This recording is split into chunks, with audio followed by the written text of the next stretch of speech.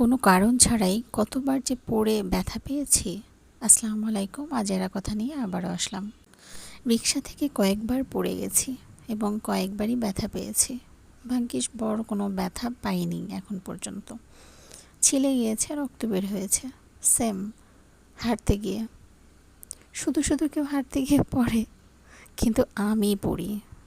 আমি তো হাঁটতে পারি না, হাঁটতে গিয়ে অটোমেটিক কেন জানি পড়ে যাই।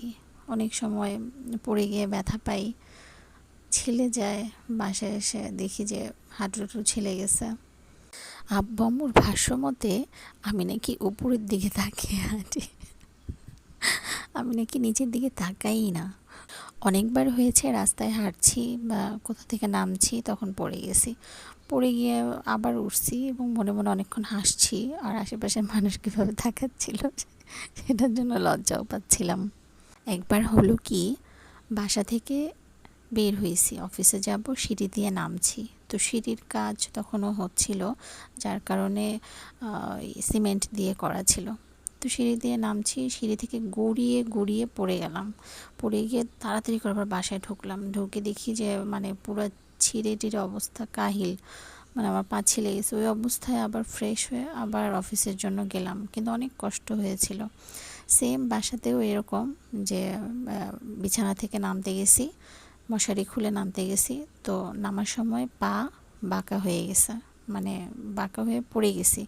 পড়ে যাওয়ার সাথে সাথে আমার পা মচকে গেছে এবং সেটা নিয়ে আমি 6 মাস ভুগছি। থেরাপি দেওয়া হয়েছে, তারপর গিয়ে কমছে।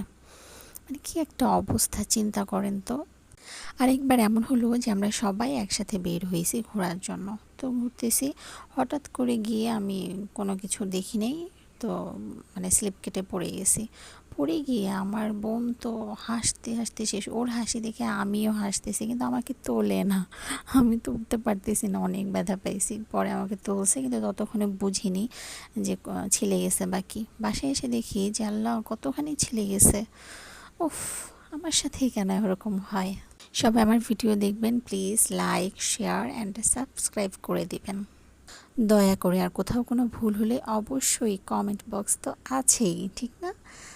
তো আর কি, তো সবাই নেক্সট কি দিচ্ছি সেটার জন্য ওয়েট করেন। আল্লাহ হাফেজ।